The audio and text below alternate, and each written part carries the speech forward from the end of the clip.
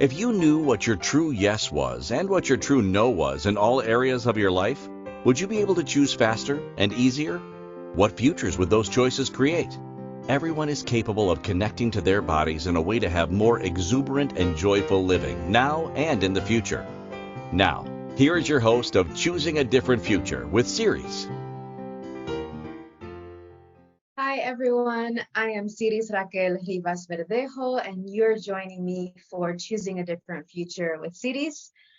Today's topic is coming out, and you're going to hear me sing it, I'm coming out, every once in a while. So just, if you don't like that, just cover your ears. But you've been forewarned. Consider yourself forewarned.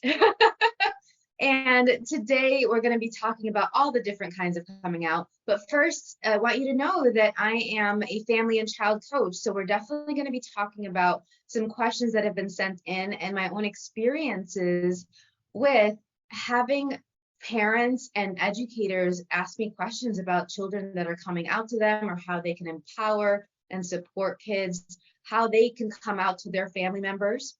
And then on top of that, I am a body and relationship coach, which means that I connect with my body and also empower and facilitate for you to connect with yours so you can have more ease with your body. And man, have I really been tapping into my toolbox the last couple weeks, because I am not at 100%. So thank you for all of the kind messages and words that you've been sending.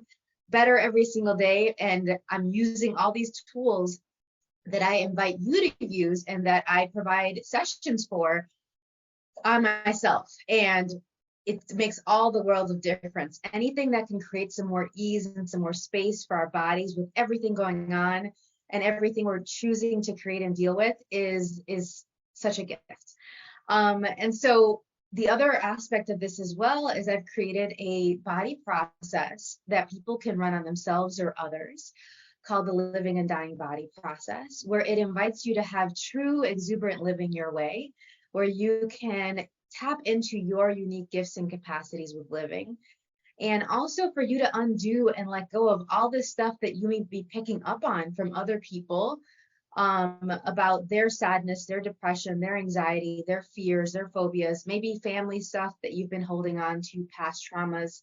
And it dissipates out of your body with this really, really gentle energy. And so we actually have some classes coming up where people get to learn how to give and receive these types of energies. And the first one is this month on January 28th and 29th. It's called the Awakening class. It awakens these energies within you. And it's a 2-part class, half day on the 28th, half day on the 29th. The information for that is on empoweringlightlanguage.com/living and dying. And we also have the next class after that is in June. So if you don't want to wait until June, jump on to join us in this class. And it'll be live in person in Charlotte, North Carolina, in a private residence. So the address is sent as soon as you register, or you can join us live streaming through Zoom. And we have ways for you to connect. Don't worry, you'll still be able to have your manuals and all the information that you need to participate actively in the class. And our Being a Different Possibility for Children and Family monthly calls will be starting Monday, January 30th at 1 p.m. Eastern North America. I think that makes it something like 6 p.m. in the UK, 7 p.m. in the rest of Europe, like Paris and Italy, things like that. And then add 2 more hours for different parts of Russia and things like that. For Pacific, obviously you just subtract 3 hours. So that makes it, if I'm doing my math correctly, I think 10 a.m. 10 a.m. Pacific that day. And there'll be audio recordings for anyone that's registered to join and you can't make it live. And also, I love the audio recordings because it's quite a bit of information and you'll want to listen to it over and over again and refer to it as you're implementing the things that we discuss. But we're going to be talking about different themes each month around being a different possibility for the children that you work with, for the children that you love, and for your inner children. Okay, so really much excited for that. That's one of the things that we're starting in the new year, and it's based on the concepts of my Being a Different Possibility for Children coaching program. Now we also continue to have the Expansive Energies group. We have a new theme for this month. It's still being voted on, so I can't announce it quite yet. But if you want to actually join the voting process and join the group, you can go to empoweringlightlanguage.com/expansive energies. Make sure you have those 2 E's in the middle. And as soon as you register, you will get refunded the first month free, so that you can explore these energies and play around with it and see if this group self-care sessions contribute to you. What does it create for you? But it is $45 a month to have these 2 45-minute group sessions where we play around with all these different nurturing energies and get coaching and facilitation together. We have great people in our group, and I'd love for you to join us and add your energy to the group. I think those are all of the announcements. Now, before we get into coming out, thank you so much for the messages on the Limitless Azúcar #1, the first call of our 6-part series, where me and my mom, Zulma Verdejo Carrion, were starting to talk about when worlds collide. A message was sent in from Kimberly. Oh my God, the show with you and your mom was awesome. Learned some new things. Looking forward to the next show. Based on the time, most likely I'll catch the replays, but I adore and appreciate the relationship with you and your mom. It is so sweet. Thank you so much for chiming in and catching the replays. They're there, available to all of us at any time. And don't feel bad if you can't join us live. As much as I love to have people in the live audience, no worries. We had a message from Linda. Oh my gosh, I really wish that my relationship with my daughter was the way that you have it with your mom. I'm implementing the things that you've mentioned, including some of the questions, and I really hope that I can have a closer and closer bond and relationship with my daughter. Thank you so much for being a beautiful example. Thank you, Linda, for your message. I really, really appreciate it. And part of what my mom and I are inviting people to do with these discussions is not to feel like they're less than, or it's really like all of families are different. And we can use these questions, we can use the tools that we mention in these series for whatever is going on with your family. But I invite you not to compare your family and your relationships to ours. I know this may be a bit of a challenging thing to do, but what that does is when you're comparing, you're actually contracting your world and blocking your awareness to what's uniquely possible with your family, and specifically given your message with your daughter. So play around with the tools, see which ones would be a contribution to what you'd like to create with your daughter and with the rest of your family, and let go of the ones that won't really work. As you take action and use them, you'll see if it's going to work for your family or not. And don't worry, we're going to be talking about way more. So if only some of the ones we've mentioned work, there are going to be more that we're going to mention that may work instead. All right. Thank you for the messages, everyone. That is all the messages that I'm going to read out right now. The other ones were just really lovely, kind words in general, and chiming in saying that they were listening. So really appreciate that. So coming out. Let me go ahead and read the description for our episode today. I really want to do this justice. This is a really important topic for me on multiple levels, and you'll know why in a moment, maybe in the next 1 or 2 minutes. But coming out can take many forms and serve many purposes, from bumbling steps, oh yeah, and awkward stop-starts to annoying questions and avoidance of the pokes and prods of others. It can be empowering, challenging, and so much more. And it's important to look at where you are hiding, where you are showing up totally as yourself, and where modulation and nuance will create more to respect yourself, meet people where they are, and avoid the pitfalls of frustration, resentment, anger, and shame. We will be discussing varied types of coming out. Examples include conscious versus unintentional coming out, multicultural and ethnic, socio-economic, interpersonal, trauma-informed, and romantic. Any of those are possible if you're here in the live chat in the audience, go ahead and chime in and let me know which are the types of coming out, the types of situations that you would like me to address. Otherwise, I'm going to address the questions that are often asked of me, and I'm also going to address the questions that were sent in by email at empoweringlightlanguage@gmail.com. But this is going to be interesting. So let's buckle up, settle in. Make sure if you're listening with earbuds, you're in a quiet place so you can really be present with your body. Hi, bodies.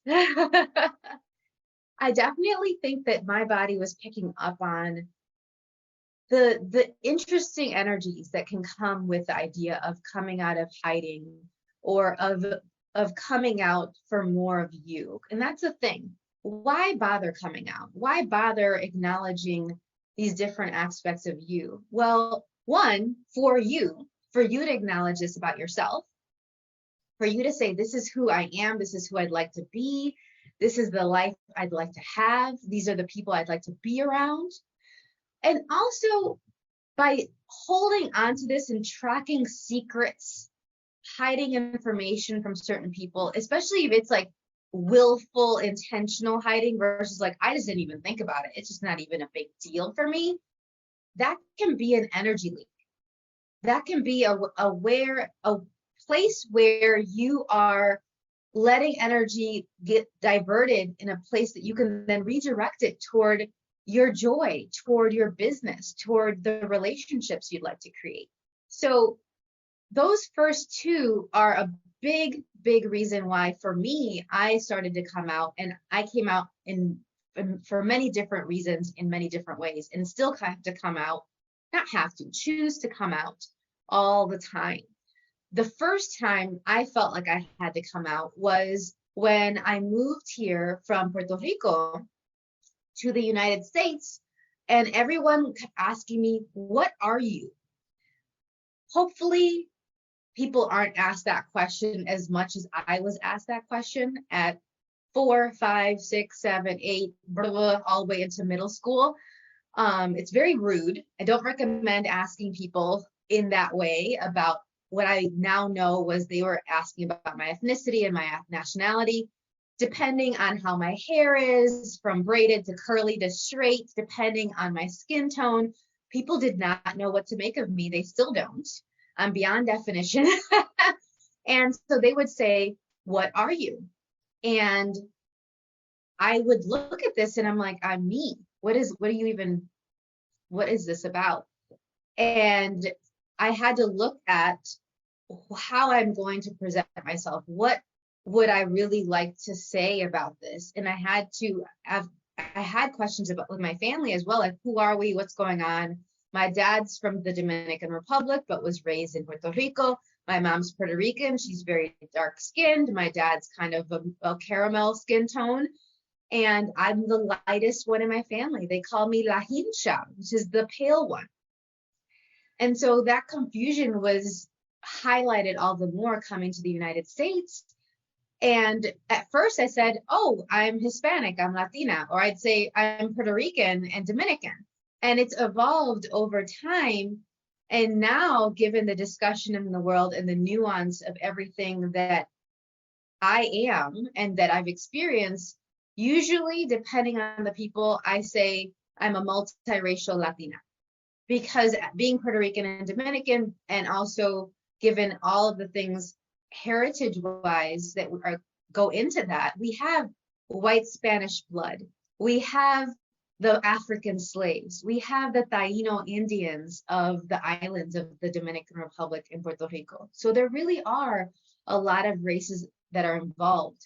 But one of the things that I'd like us to look at is how we approach people about their identities, and making sure that we ask questions in a kind way. If people ask me, what are you? And they come at me with a different energy than like, ugh, like, what are you? Like, I'm this strange alien thing, which I often feel like I'm an alien anyway. And the other anyway. It's really not the best way to ask someone if you truly want to get to know them and build a connection and you don't want to unintentionally offend them. So I recommend actually saying, how do you identify? What's your family's background? Where were you born? Do you have any, like, what's your ethnicity? What's your nationality? Those more specific, like getting into what you really are asking for, instead of this unconscious, very offensive and hurtful for many people way of asking about their ethnicity. Okay. And also let them change and evolve. Like, I had to go on a journey of what I was going to say about myself. And so let the kids say what they want at the beginning. And at that moment, that is absolutely what's true for them. And then let it evolve and shift as they get to know who they are and they get to navigate the world and see how the world responds to their identity. Okay. So it's time for our first break. I can't believe it's already here. My goodness. When we return, we will talk about other ways of coming out and other tools and resources that we can use to be more effective allies, and also to have more ease if we're the one that is coming out. You are listening to Choosing a Different Future with Siris, with myself, Siris, on the Inspired Choices Network. And when we return, we will continue to discuss coming out. We'll be right back. Most people haven't been taught how to listen and partner with their bodies in order to create lives that include clarity, pleasure, ease, and connection. Tuning in to Choosing a Different Future with Siris, you'll receive tools, inspiration, and resources on how to use your awareness of bodies and energy to your advantage. Siris is a family and child coach and therapeutic energy worker who will guide you to get clear and acknowledge what's brilliant, magical, and a gift about you.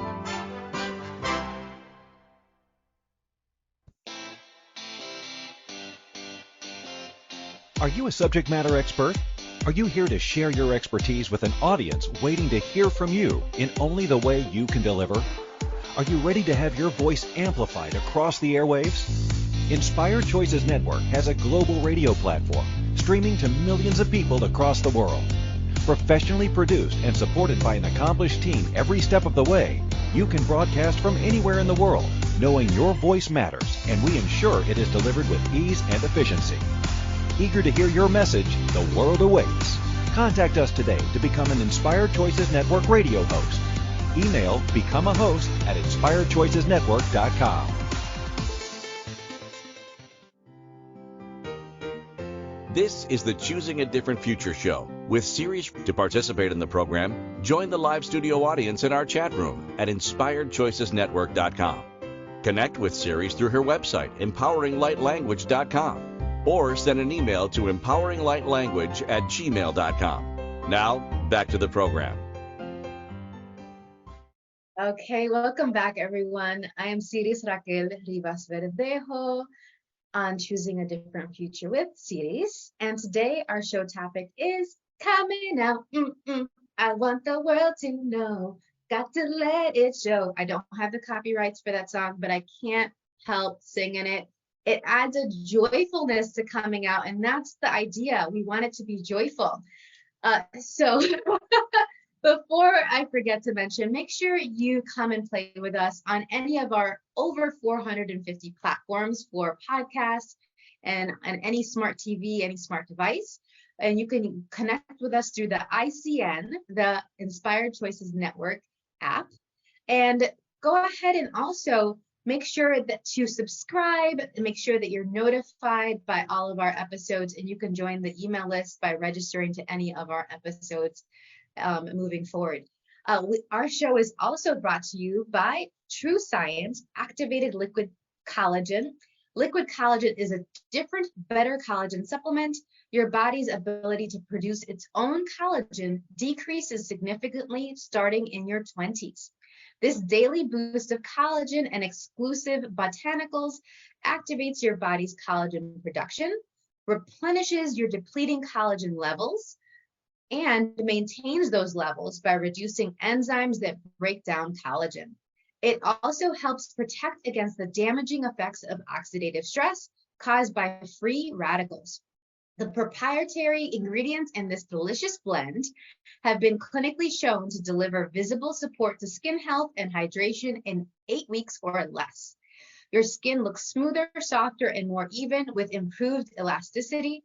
With more youthful looking skin, you'll glow with the true science confidence. You get real results that you can see and feel. And I actually really love that it tastes like apple juice. It's really easy to drink, unlike powders and pill forms of collagen. And it activates, not just supplements, but activates 10 out of the 20 collagens that our bodies need. So to get a $10 off of your first order, you can also, to get access to verified before and after photos, email us at empoweringlightlanguage@gmail.com with the subject line liquid collagen. So $10 off your first order by emailing at empoweringlightlanguage@gmail.com with the subject line liquid collagen. And you can go directly to the links of this episode to explore all of the different types of collagen products. Thank you so much to True Science Liquid Collagen. So why come out? We were talking about this during the break. The other thing too, I get questions about this all the time, so I'm going to go ahead and address this one. I get questions specifically about how do I tell people who I am and what I am if I'm not sure what that is yet. And I think that that's a great place to start by just saying, I'm figuring this out. I'm not sure how I'm identifying, but I'm considering these things. I'm considering these aspects of myself. I don't seem to fit into what other people expect related to this. And give people a heads up. I find that this is very helpful in multiple settings, from family to relationships to even professional dynamics, because sometimes people will unintentionally, as they're feeling blindsided by you coming out, they will say things that will be hurtful. But if you kind of give them a heads up and you're like, I can keep you posted, I'm figuring this out, I'm asking questions, I'm getting support about this, I'm going to therapy, I'm doing counseling, whatever this is, I have group sessions and support groups. As I'm navigating this, I just want you to know that this is something I'm dealing with. I think that can help people get on the on-ramp to having your back, and especially if there's someone that loves and cares about you. That being said, everybody's journey is different. And so the things that I mentioned, especially because we're talking about so many different types of coming out, it's going to be very personal and different for each person. When I was interacting with people about my ethnicity, it often in my early ages, and like in elementary school and middle school, was often in a very like resistant, combative way that I was having to have these conversations, because people were coming at me in a very like attack mode.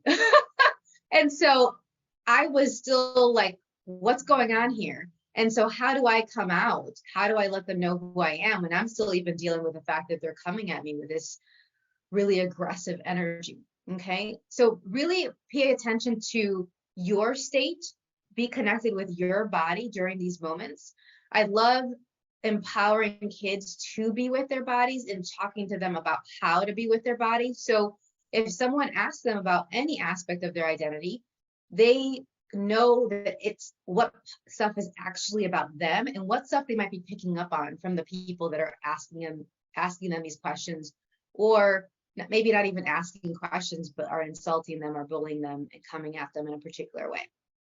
Now the next time, I'm gonna have my notes here. Okay, the next time I was coming out, and it was actually about being bisexual, and it actually shifted into something else later on. I went to a residential high school. Maybe some of you know of it as a boarding school. We don't like calling it boarding school what I went to. I went to the Illinois Math and Science Academy. And from sophomore to senior year of high school, I was in a dorm. I had roommates. Each year was a different roommate. I was cooking for myself, but I also had access to a cafeteria. So very much like a lot of the experiences that people have in college, I started to have that my sophomore year of high school. And I had a high school boyfriend. I was dating this wonderful man. Hi, Rob, wherever you are in the world. We're still in touch. We're still good friends. And we dated all throughout high school. It was a lovely first true relationship for me. And so while I was dating him, I didn't think that I could be interested and attracted to anybody else. I thought that, just like many of us think, that monogamy is natural. And of course I'm monogamous. And of course that means then that I have blinders to being attracted to anyone else. Well, now I know that that's a lie, that even people who are monogamous and truly committed to those monogamous relationships can find themselves attracted to other people. I was judging myself dynamically for this. And then on top of that, I found myself attracted to one of my roommates. And I was really confused because here I was with this beautiful, amazing, wonderful, smart, funny man that I was dating. And she also had a boyfriend. And I found myself being jealous of her boyfriend and having these really confusing emotions coming up. We would be studying next to each other, and I would catch myself looking at her and fantasizing about her and having, moments of like, what's going on? This is really odd. How is this even possible? And so I thought, okay, maybe this is something I need to look at. And I kind of pushed it to the side for many years until I found myself in love with a woman in college. And I realized, oh, this is what I felt for my roommate in high school. Okay. So you get it when you get it. And it took me, fortunately it was just two people, but it took me a while. And this was years, over the course of years, for me to realize, oh, wow, I'm attracted to both men and women. And as soon as I realized that, and again, I was once again dating a man and found myself attracted, very much in love with this woman. These two things came out at the same time. I realized, oh, maybe I'm bisexual. And wow, if I can be in love with multiple people, what does that mean? Like, what does that look like? And that was the beginning of my journey to start asking questions about being polyamorous, which is multiple loves, where you actually are in love with and have a romantic affection for more than one person. This was maybe in my early 20s. Now, since then, I've had many conversations about open and poly. You might want to check out the past episode we did about, is polyamory for you? I have a YouTube video about the 5 top myths around open and poly relationships. It's a really nice short video. Is a good reference for people to refer to, because there are a lot of lies around this. And that's what I had to detox over the course of years. And as I was exploring these different relationships, well, what does it mean for me to be interested in men and women? What does it mean for me to be able to be in love with multiple people at the same time? And is it possible for me to truly be committed and have the life I really want with all of these considerations in play?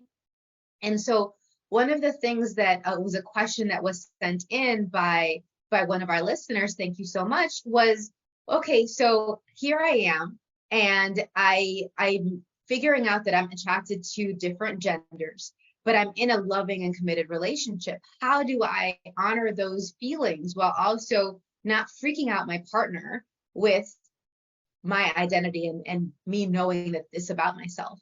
And it's funny because I struggled with this as well. Thank you so much for sending in the question. And I am fortunate because I also have some of my good friends that consider themselves bisexual or pansexual. And we've talked about this a lot. We fluctuate between having relationships with women and men. One of my close friends considers herself bisexual and is only dated and is currently married for like 20 years now. The only man she's ever been with, the only person she's ever been with, but she recognizes that just because she isn't practicing dating multiple genders, she can still know for herself first, hey, this is what I'm interested in, this is what I gravitate toward. And she actually plays around with it with her husband. Her husband fully knows, respects it. They add it to their fantasy life, to their intimate time. And it's not a matter of one or the other. It doesn't have to look a certain way. Would it contribute to your relationship for your partners to know this aspect of you? For most of us, it's a yes. It's actually, but also to comfort them and be like, this doesn't mean I'm bolting. This doesn't mean that I'm going to cheat on you. I'd like you to know this because I want you to know all of me and then have the chance to love all of me. So that's one of the first steps that I would recommend, but I'm going to give you a couple more tips on that. It's time for our second break of the show. When we return, we will continue to talk about how to come out, how to address some of these different considerations and all these different ways of coming out. You are listening to Choosing a Different Future with Siris, myself, Siris, on the Inspired Choices Network, and we will be right back. Most people haven't been taught how to listen and partner with their bodies in order to create lives that include clarity, pleasure, ease, and connection. Tuning in to Choosing a Different Future with Siris, you'll receive tools, inspiration, and resources on how to use your awareness of bodies and energy to your advantage. Siris is a family and child coach and therapeutic energy worker who will guide you to get clear and acknowledge what's brilliant, magical, and a gift about you.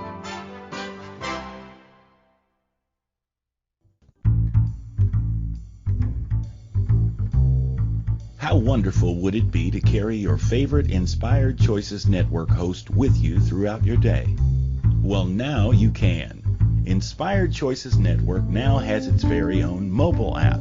Our free app offers live streaming shows, along with thousands of podcasts and TV episodes. Our shows cover a wide variety of topics. Whether you're waking up with us, carrying us through the day, and taking us to bed with you, we're always here for you to enjoy. We're easy to find. Just search for Inspired Choices Network in the Apple App Store or Google Play Store. This is the Choosing a Different Future show with Siris. To participate in the program, join the live studio audience in our chat room at inspiredchoicesnetwork.com. Connect with Siris through her website, empoweringlightlanguage.com, or send an email to empoweringlightlanguage@gmail.com. Now, back to the program. Hi, welcome back, everyone. I'm Siris Raquel Rivas-Verdejo on Choosing a Different Future with Siris. And today our show topic is coming out. Okay, so before we went on break, we were discussing one of the questions that were sent in about how to come out as someone who is bisexual or pansexual when you're in a committed relationship with someone of the opposite sex. Thank you again for sending in that question. In addition to what I mentioned before the break, the other things that I would recommend is for you to go to workshops together, go and find maybe a therapist or a coach that is someone that's judgment-free, that creates a judgment-free space for both of you to express your concerns, to express what you'd like to create together. Another thing too is there's certain books and resources that I love. There's this book called Getting By, which is full of stories of different bisexual people around the world and different aspects of them coming out, but also of them living lives with or without partners. And they're really short. Some of them are like a paragraph and some of them are a couple pages. So you can start looking at and having different varied examples of some possibilities for yourself, for you to know that you're not alone, and for your partners to also know that as a partner of someone who's bisexual that maybe doesn't identify in that way themselves, how they can be supported too. Okay, that they are not alone in navigating this, and that it doesn't mean that you aren't capable of being committed, of being loyal, of still being loving toward them. It's how does it look like moving forward, and is it a matter of you staying monogamous with them if that's the dynamic you currently have? I don't want to assume.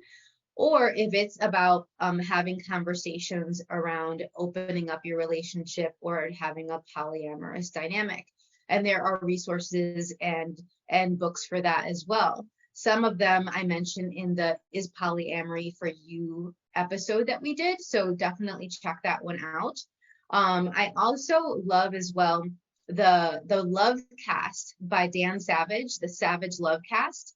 He is a great resource on everything related to relationships and polyamory and open, kinky, you name it. I've been listening to him for over a decade now. His love column, I think, has been going on for like 30 years or something like that. He's written some amazing books that you can explore, a really great resource. And people can, just like with this show, they can call in, they can send in questions, and he can choose to answer them and give some additional resources. But he has an archive of episodes too, going on 30 years worth of archived episodes that you can listen to together, and it can maybe facilitate a conversation with your partner. So definitely recommend Dan Savage's Savage Lovecast. It's been wonderful for me, and definitely listening to it with my partners over the years has also been really a great contribution to facilitate conversations, especially if it's something new for your partner to even be dealing with. Okay. Gosh, thank you. That was a wonderful question. So that gets into some of the other things like the kink. So some of you have checked out I think I did a call a couple of years ago, Kink Your Way. And some people asked questions there that I'm going to bring up today as well. One particular one that I thought would be a contribution to us in our discussion about coming out is someone was asking, it's like, I'm really ashamed. They said they expressed so much shame about their kinks. And I'm not going to go into the specific kinks that they had, because that's not really the point. People can have kinks about things that I consider to be like basic stuff that isn't even necessarily kinky. And then there can be shame about things that are really rare to find in the world, and yet that's their interest. And they expressed so much shame, and they were wondering how they could possibly have a healthy relationship without having this need met. And one of those things that is really interesting is just because you have a kink doesn't mean that you have to rely on your romantic partner to deliver on that. It really depends on the kink. And so you can share that fetish, that preference, that kink with whoever you're dating, if it would be a contribution for you all to do that. And you know your partner. It's also a matter of how you present it. If you present it in a shameful way and like something that you're hiding, versus like, wow, I'm really excited about this and I really love this. This really gets my ooh ah flow going. It's okay if you're not interested in this, but I want you to know about this because I'd love to explore this either with you, or maybe I can go and see a professional person to address this kink, and go from there. But one of the things that I recommend is, it takes so much energy to keep these things a secret. It may be affecting your intimate time with your partner. They're already like, what's going on here? I feel like something's off. I feel like they're not being as vocal about what they want as I know is possible. Like, it's like they're hiding something from me.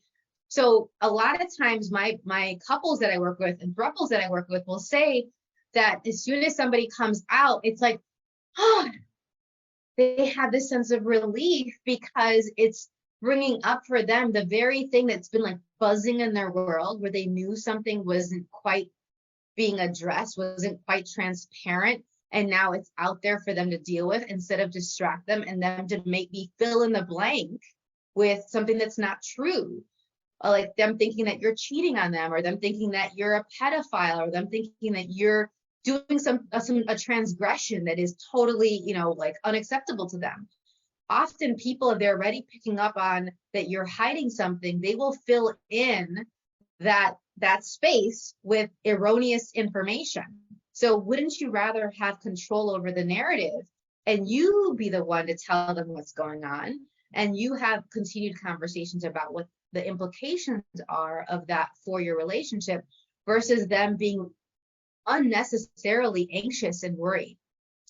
That being said, they may still have concerns after they find out about your kink or your fetish, but then that's when you go and you tap into different resources. There's a really great book I love called Playing Well with Others that has different like comic strips and sections to it I'll see if I can remember to pop in some of these resources in our Facebook page as well.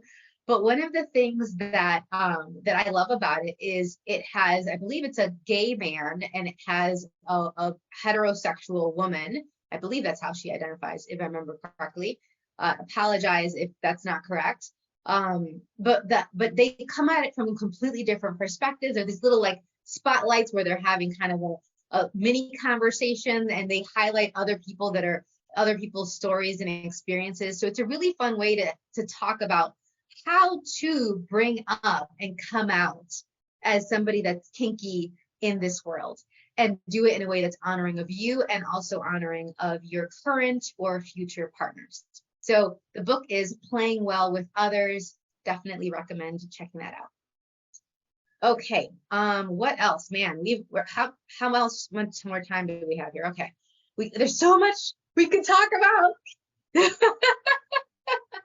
I really had to come out to myself as kinky first.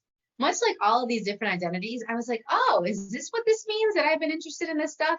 Because I was doing it privately and within my monogamous relationships for years. And then I wanted to explore polyamory. And so I was like, all right, well, I didn't realize that this was a possibility. So I would tell people that. It's so funny. Recently, in the last 2-3 years, one of my cousins found me in a polyamory Facebook group. And she saw my posts and she was like, I didn't know you were poly. And I was like, I had never hit it. And I introduced you to my girlfriend and my boyfriend when I was in a triad. So what do you think that meant? And that's the other thing, is that even if you come out, people will reframe, delete, forget what you said over and over again sometimes. And they may need you to come out repeatedly. That's certainly been my experience. I have told people that I'm poly. I've told people that I'm pansexual or bisexual, depending on if they even know what pansexual is, over and over again, because they'll assume, well, you're in this wonderful relationship with this man, so that means you're not interested in the women anymore, right? No, that's not what it means.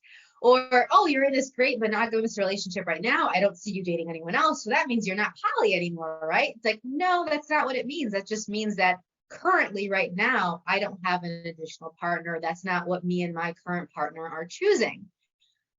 That's it. So, but they'll try to like put you back in the closet, put you back in the box for their comfort. And that's their stuff. Don't make it yours, okay? And if you're somebody that is doing that for your loved ones, for your kids, for your family and friends, when you're seeing them in the world, I love my really good friends now. They know, hey, so has something changed about you and poly? Has something changed about you and your interests right now? Or is it just you're developing this relationship? Like, what's going on? I really care about you. I really want to make sure that I'm respecting your dynamic. So are there any updates I need to know about? And I just love it when they come at me in such a sweet way like that, instead of assuming, oh, well, this means this now. All of a sudden, you're not what you said you were before. That's a really, really nice way of doing it. And then it shows to the people that you care about that you truly are interested in being an ally and having their back. And also that you just want to genuinely connect with them and know what's going on in their lives, which is not a small thing. It's a beautiful gift you can give to somebody. Okay. Gosh. Okay, we're going to go into some other things here. I'm looking to see where else, because there's some other questions that were sent in. Let me check in the chat too, in our live chat, to see if I'm missing anything, any comments. Okay, great. We're good. We're all caught up there. Thank you, thank you, thank you. So the other reason why a lot of people, I find it beneficial, and it was after I came out for me that I looked at this aspect, because I really still recommend for people to come out for themselves, for their own mental and emotional health, for them not to have depleted, energy, not even depleted energy, because there's an infinite amount of energy available to us. But if we think that it's an energy leak, and if we feel like it's taking a lot of energy for us to hide or for us to hold back these aspects of ourselves, then it becomes an energy leak. The other aspect that I really got to over time is that I wanted to be the example and the model that I didn't see in the world to the young people out there. I love that young people have so many possible models for queerness, for bisexuality, pansexuality, for being multiracial. Like, there weren't people that looked like me in the movies I saw growing up, in the cartoons, and the artists that weren't as prevalent. The musicians and things that were really getting a lot of acclaim, they didn't look like me. They didn't speak English and Spanish. They didn't have these same interests as me. And now they exist. And every time I find a different example of that, I'm like, oh my God, I would have loved this so, so much as a kid. And I'm so happy for the young people of the world that they now have that. And it keeps getting more and more and more. So maybe consider coming out to be an example, to be that person that you wished was there for you when you were navigating these different identities. Maybe it's to inspire them. Maybe it's just for them to know that, hey, I'm a safe space for you to talk to message, to see as somebody that it gets better past the bullying, past those really interesting, not so kind conversations from some of our family members at times. It does get better, and stay with it. Don't give up on you. Don't give up on being in this world. The world is better with you in it, and no matter what people are telling you. And I think that that's where I got to over time, is recognizing the power of my influence, and that me showing up and talking about this allows for other people to have more examples and ease of healthy, successful, happy people that are out in all these different ways. So it's time for our next break, everybody. You are listening to Choosing a Different Future with Siris, with myself, Siris, on the Inspired Choices Network. And when we return, we will continue to discuss coming out. We want the world to know, I hope. And we'll be right back. Most people haven't been taught how to listen and partner with their bodies in order to create lives that include clarity, pleasure, ease, and connection. Tuning in to Choosing a Different Future with Siris, you'll receive tools, inspiration, and resources on how to use your awareness of bodies and energy to your advantage. Siris is a family and child coach and therapeutic energy worker who will guide you to get clear and acknowledge what's brilliant, magical, and a gift about you.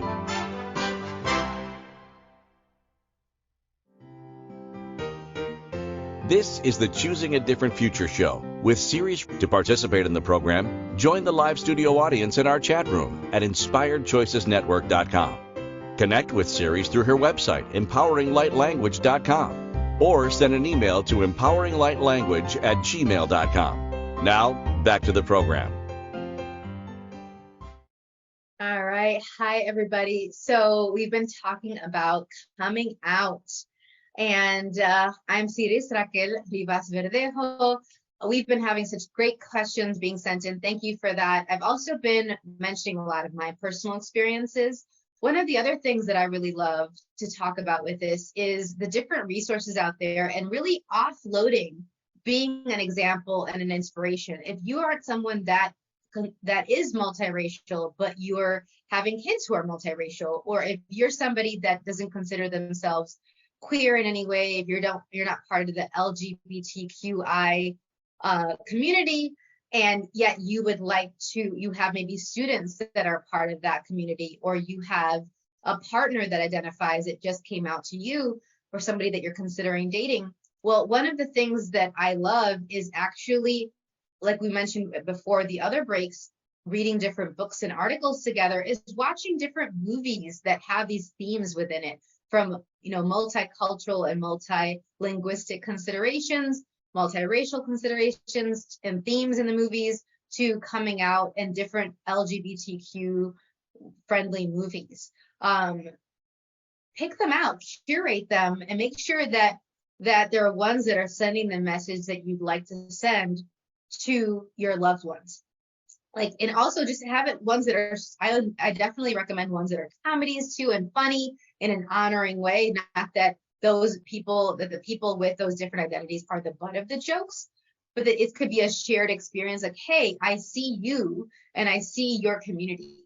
I see your ethnicity, your culture. I respect it. I want to get to know more about it. I'm willing to dedicate myself to educating myself about this. I take what you said to me seriously.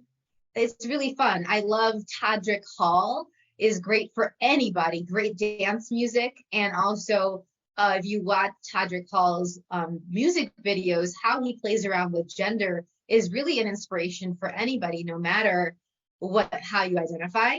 I love all these different movies. I could name a bunch of them. Some of the ones that really helped me out were one specifically where I actually got to see people in love, truly healthy in love in same-sex relationships. I didn't really have anybody that was like that before me coming out in my family. And now I have a trans male cousin, I have a lesbian cousin, I have poly cousins, which they're not sure how they identify with their sexual orientation, but at least relationship wise, they're poly. And all of this, many of them have acknowledged that me coming out set the way for them, the path for them to feel safe in doing that.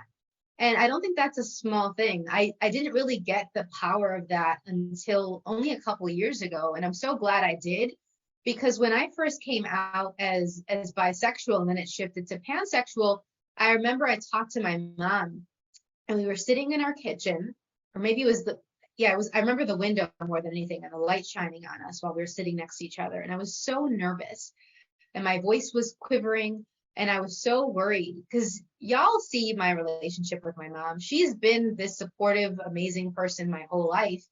And yet when somebody's coming out, it still takes a lot of bravery. And for them to be nervous, it's not really about you. Even if you have provided a safe space for them, they may be nervous because there are a lot of people who have loving parents that all of a sudden, when they come out to them for all the different ways that they could come out, are trying to put them in conversion camps and counseling and trying to fix them and save them and going into that. And we actually have a call coming up about fixing, saving, helping mentality. Check that out. But fortunately, my mom was really quiet. I could see she was processing stuff.